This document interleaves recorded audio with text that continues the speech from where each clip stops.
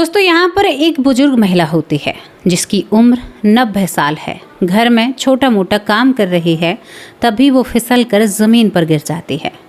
चोट इतनी गहरी होती है कि एक सगे संबंधी को बुलाना पड़ता है। एक महिला उसकी मदद के लिए आती है और उसको अस्पताल पहुंचाती है।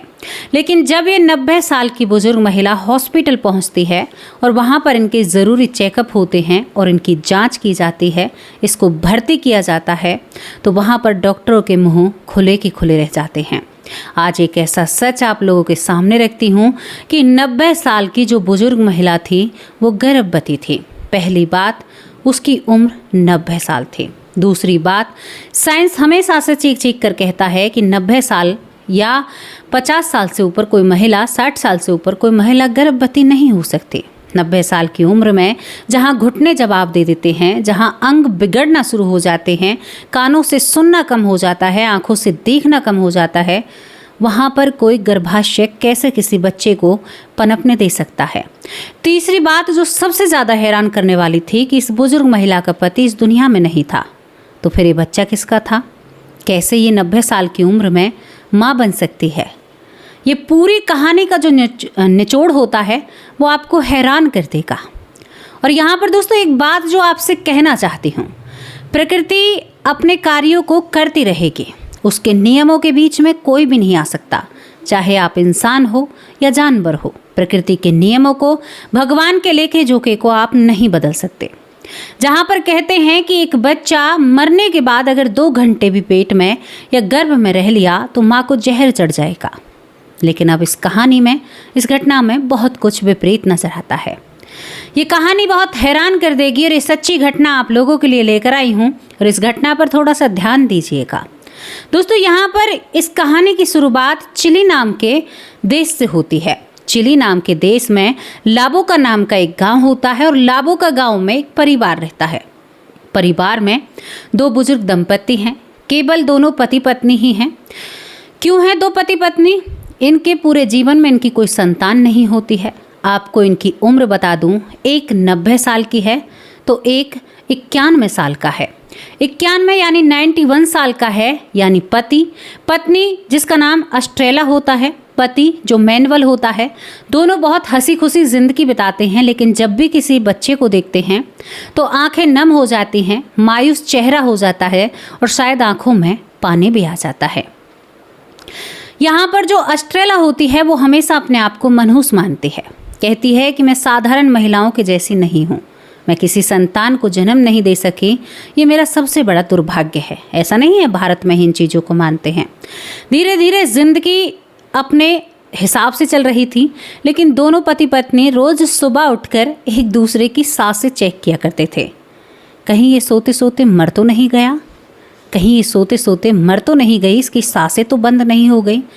ये ज़िंदगी का वो पड़ाव है जहाँ पर शायद पत्नी नहीं होगी तो बच्चे भी सुबह उठकर चेक करते हैं कि बाबा हैं या नहीं हैं, क्योंकि यहाँ पर इंतज़ार होता है कि अब इनकी उम्र हो चुकी है। डॉक्टर भी दवाई नहीं देते हैं, शरीर के दर्द का इलाज भी नहीं किया जाता है। अरे भाई घर ले जाओ, उम्र हो चुकी है, हम दवाई नहीं कर सकते हैं। दोस्तों अस्ट्रेला जो होती है 90 साल की उम्र होती है, पति जो 91 साल का होता है। यहाँ पर इनकी ज़िंदगी में सबसे बड़ा दुख था बच्चे ना होने का। पूरे जीवन भर डॉक्टरों के चक्कर काटे हैं, हर द्वारे पर या प्रार्थना की है या भगवान से प्रार्थना की है कि हमें एक संतान चाहिए। हर डॉक्टर ने ये कहकर हॉस्पिटल से बाहर का रास्ता दिखा दिया अस्ट्रेला से कि तुम कभी माँ नहीं बन सकती। लेकिन अस्ट्रेला जब एक सवाल पूछती है कि मैं माँ क्यों नहीं बन सकती, तो एक भी जवाब उधर से नहीं आता है। कोई कारण नहीं बताता है या ठोस वजह नहीं बताता है कि तुम माँ क्यों नहीं बन सकते। गर्भाशय सब कुछ था, हर चीज़ अपनी जगह पर थी, लेकिन माँ क्यों नहीं बन सकती अस्ट्रेला, ये किसी ने भी नहीं कहा। यहाँ पर इनकी 74 साल इनकी शादी को बीत जाते हैं। शादी की सालगिरह अब यहाँ पर अस्ट्रेला 91 साल की उम्र में जब आते हैं तो उनका जन्मदिन मनता है। दोस्तों जनवरी का महीना था।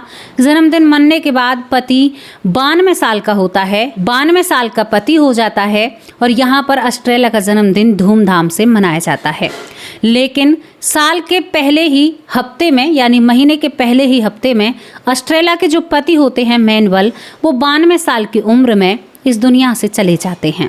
दोस्तों, जब वो इस दुनिया से चले जाते हैं तो अस्ट्रेला टूट जाती है, लेकिन फिर भी अपने आप को सब्र देती है। एक बात कहती है कि तुमने तो अंत तक साथ निभाने का वादा किया था, तुम मुझे कैसे छोड़कर जा सकते हैं। यहाँ पर यह जनवरी की बात होती है। जनवरी में उसके पति की मृत्यु होती है। धीरे धीरे और वक्त बीतता है। यहाँ पर थोड़े से दिन ही निकलते हैं। अस्ट्रेला अपने घर पर काम कर रही थी, तभी उसका पैर फिसलता है और वो धड़ाम से ज़मीन पर गिर पड़ती है। जब वो ज़मीन पर गिरती है तो उसे अच्छी खासी चोट आती है, और चोट आने के साथ साथ यहाँ पर उसे गंभीर दुख और तकलीफ भी होती है। दोस्तों, यहाँ पर अस्ट्रेला अपनी एक सगे संबंधी या अपनी दोस्त महिला को बुलाती है कि मुझे तुम्हारी ज़रूरत है और तुम मुझे अस्पताल का रास्ता दिखाओगी, क्योंकि अब मैं सक्षम नहीं हूँ। दोस्तों, इस गाँव से इसे हॉस्पिटल ले जाया जाता है। हॉस्पिटल में अस्ट्रेला को एडमिट कर दिया जाता है, यानी भर्ती कर दिया जाता है, और वहाँ पर कुछ ज़रूरी चेकअप होते हैं। यहाँ पर उस दर्द का इन्हें यानी दवाई तो मिल जाती है, लेकिन जब शरीर में चेकअप यानी उनकी बॉडी के चेकअप होते हैं तो डॉक्टरों के सामने एक बहुत बड़ी बात आती है, अस्ट्रेला गर्भवती थी। जब ये बात डॉक्टर देखते हैं तो वो हैरान और परेशान। इनकी उम्र तो 91 यानी 91 साल की है, और 91 साल की उम्र में कोई गर्भवती कैसे हो सकती है? ये कैसे हो सकता है? दोस्तों, इनके गर्भाशय में दो भ्रूण जैसे आकार के दो चीज़ें दिखाई देती हैं। अब एक को तो डॉक्टरों ने जांच लिया था कि एक तो ट्यूमर था, लेकिन दूसरे का अभी कुछ कह नहीं सकते, वो किसी बच्चे की तरह लग रहा था। अस्ट्रेला हैरान हो जाती है कि पूरे जीवन इस चीज़ के लिए तड़पी हूँ, लेकिन अब मेरे गर्भ में ऐसा कैसे हो सकता है। वो डॉक्टरों के सामने हंसती है, कहती है कि ऐसा नहीं हो सकता। डॉक्टर कहते हैं कि ऐसा हुआ है। अब इस पर एक बड़ी टीम काम करती है। बड़ी टीम जब इस पूरी घटना पर काम करती है और अस्ट्रेला के पूरे केस को ऊपर से नीचे तक जांचा जाता है, अस्ट्रेला की पूरी बॉडी को जांचा जाता है, तो यहाँ पर एक बहुत बड़ा रहस्य सामने आता है। जीवन में आज से 60 साल पहले अस्ट्रेला गर्भवती होती है, यानी जो शुक्राणु गर्भाशय में जाते हैं, दरअसल वो अपनी डायरेक्शन बदलते हैं और वो पहुंच नहीं पाते हैं। कुछ इस तरह का प्रोसीजर होता है, तो उसमें उस बच्चे को स्ट्रॉन बेबी कहते हैं। स्ट्रॉन बेबी ये ऐसी समस्या है जो करीबन 1000 महिलाओं में से एक महिला को होती है, और उस एक महिला की गिनती में अस्ट्रेला आती है। दोस्तों, यहाँ पर डॉक्टर एक नतीजे पर पहुँचते हैं अस्ट्रेला के केस में कि जो तुम पूरे जीवन भर माँ नहीं बन पाई हो ना, इसी स्ट्रॉन बेबी की वजह से नहीं बन पाई हो। क्योंकि यहाँ पर क्या होता है कि जब कोई बच्चा या कोई केस ऐसे बिगड़ता है, जो शुक्राणु होता है वो इधर उधर हो जाता है, तो यहाँ पर क्या होता है कि जो माँ का शरीर होता है उस बच्चे का बिल्कुल एक पत्थर नुमा, यानी जो पत्थर होता है ना बिल्कुल टाइट, ऐसा उस भ्रूण को कर देता है, क्योंकि माँ की सेफ्टी के लिए ज़रूरी होता है। और ये जो स्ट्रॉन बेबी होते हैं ये बहुत काफ़ी दिनों तक शरीर में रह सकते हैं। दोस्तों, यहाँ पर लेकिन ये केस पहला था जिसमें 60 साल की हिस्ट्री होती है। 60 साल तक एक बच्चा एक आकार लेकर शरीर में स्ट्रॉन बेबी की तरह पनपता रहा। ये बड़े ही कमाल की बात थी। यहाँ पर जब ये पूरा सच सामने आता है, लेकिन अब समस्या थी कि जो 91 साल की अस्ट्रेला थी, उसके हालत या उसकी जो हालत थे उसके शरीर के, वो बिल्कुल भी संकेत नहीं दे रहे थे कि इसके गर्भाशय से जो स्ट्रॉन बेबी है इसे बाहर निकाला जाए, क्योंकि उसके शरीर के अंदर क्षमता नहीं थी कि वो इन सारी चीज़ों को सहन कर पा सकें, क्योंकि शरीर बूढ़ा हो चुका था। अस्ट्रेला की मर्जी जानी जाती है। अस्ट्रेला की जब मर्जी जानी जाती है तो अस्ट्रेला भावुक भरी आंखों से उन सभी लोगों से कहती है, जो डॉक्टरों की टीम होती है, वो कहती है कि ये मेरे पति मैनुअल की आखिरी निशानी है जो मेरे शरीर में पनप रही है, या जैसे भी आप लगा सकते हो, लेकिन इसे मुझसे दूर मत करो। अब जब मैं इस दुनिया से चली जाऊंगी तो ये मेरे साथ ही रहेगा, इसे मुझसे बिल्कुल भी जुदा मत करो, मुझे केवल दवाई दो। और यहाँ पर अस्ट्रेला को एक और बात पता थी कि जो दूसरा ट्यूमर था शायद उसी बच्चे की वजह से बना था, वो एक कैंसर का ट्यूमर था जो उसके साथ पनप रहा था। दोस्तों, अस्ट्रेला को कुछ छोटी मोटी दवाइयाँ देकर उनके घर भेज दिया जाता है, लेकिन ये थी वो घटना जहाँ पर एक बुजुर्ग महिला जिसकी उम्र 90 साल थी, 90 साल की उम्र में वो माँ बनती है। माँ तो नहीं बन पाती है, उस बच्चे को तो जन्म नहीं देती है, लेकिन वो उसके गर्भ में ही अंत समय तक रहता है, क्योंकि अस्ट्रेला की ऐसी परिस्थितियां नहीं थी कि उनके शरीर से उसको जुदा किया जाए। एक महिला जो जीवन भर एक बच्चे के लिए तरसती रही। अब यहाँ पर मैं आपसे एक बात साझा करना चाहती हूँ।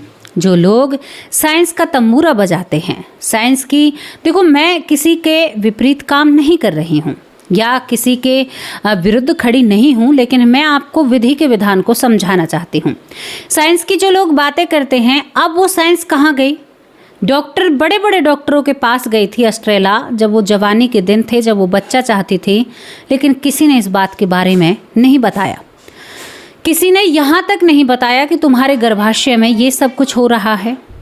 अब यहाँ पर जब ये सब कुछ होता है तो ये बहुत दुर्भाग्य की बात है। इतने दुर्भाग्य की बात है कि डॉक्टर इस बात का पता नहीं लगा पाए। अगर उस वक्त डॉक्टर इस बात का पता लगा पाते तो अस्ट्रेला के भी आज एक आधी संतान होती और वो भी इस दुनिया में जीती रहती। शायद अस्ट्रेला की जो इच्छा थी वो पूरी हो जाती। तो मैं आपसे यहाँ पर इस पूरी घटना के निचोड़ के लिए एक ही बात कहना चाहती हूँ, जो विधि का विधान है उसे कोई नहीं बदल सकता, किसी की ताकत ही नहीं है। साइंस कितना भी एडवांस हो जाए, लेकिन हमारी जो परंपराएं हैं, जो हमारे ऋषियों ने हमारे लिए छानबीन करके रखा है ना, जो नालंदा यूनिवर्सिटी में हमारे लिए अमृत था, जो हमारे लिए संजो कर रखा गया था, जिसे शायद एक सरफरे पागल व्यक्ति ने, जिसे शायद मैं क्या कहूँ आपसे, जो मुगल थे जिन्होंने उसे जलाकर खाक कर दिया था। कहते हैं 6 महीने तक आसमान में धुआं उठता था नालंदा यूनिवर्सिटी से। उन्होंने हमारे लिए ग्रह की चाल, तारों की क्या जनगणना, उन्होंने सब कुछ हमारे लिए किया था। सप्तऋषि जिसे हम बोलते हैं, जैसे साइंस ने अब छानबीन करके निकाला, पहले से ही लिखा हुआ था। सप्तऋषियों की दिशा 3 हिरनियाँ बोला करते थे। आसमान में कभी आपने कहा होगा कि 3 हिरनियों के 3 तारे एक साथ जो नज़र आते थे, उसके ऊपर साइंस ने रिसर्च की बाद में, लेकिन वो हमारी किताबों में पहले ही लिखा हुआ था। मैं अपनी माँ से हमेशा सुना करती थी, मेरी माँ हमेशा कहती थी, मेरी दादी को माँ बोला करते थे हम, दादी नानी कहा करती थी कि बेटा जो जेठ का महीना होता है, यानी जेठ का जो चैत्र बैसाख के पास आता है, बैसाख जेठ का महीना जो होता है, उसमें 3 हिरनियाँ भी नहीं निकलती हैं। तो कभी आप गौर करना, अब जेठ का महीना शायद चलने वाला है, जेठ का महीना मुझे ध्यान नहीं है आज कौन सी तिथि है। तो यहाँ पर जेठ के महीने में आसमान में जो 3 तारे एक लाइन में दिखाई देते हैं ना, उन्हें हिरनियाँ कहा करते हैं हमारे यहाँ पर। और वो जेठ के महीने में पूरा 1 महीना वो आसमान में आपको नज़र नहीं आएंगे। अब आप सोच कर देखिए, हमारी नानी कहा करती थी कि बेटा जेठ का आदर सम्मान तो आसमान में रहने वाली 3 हिरनियाँ, यानी जो वो 3 तारे हैं, वो भी करती हैं। तो महिलाओं को तो जेठ का सम्मान बहुत ज़्यादा करना चाहिए, क्योंकि जेठ जो महा होता है, जेठ, बैसाख, जेठ, साढ़, सावन, भादों, क्वार, कार्तिक, इस तरह से महीने होते हैं जो हिंदू परंपरा के हिसाब से हैं।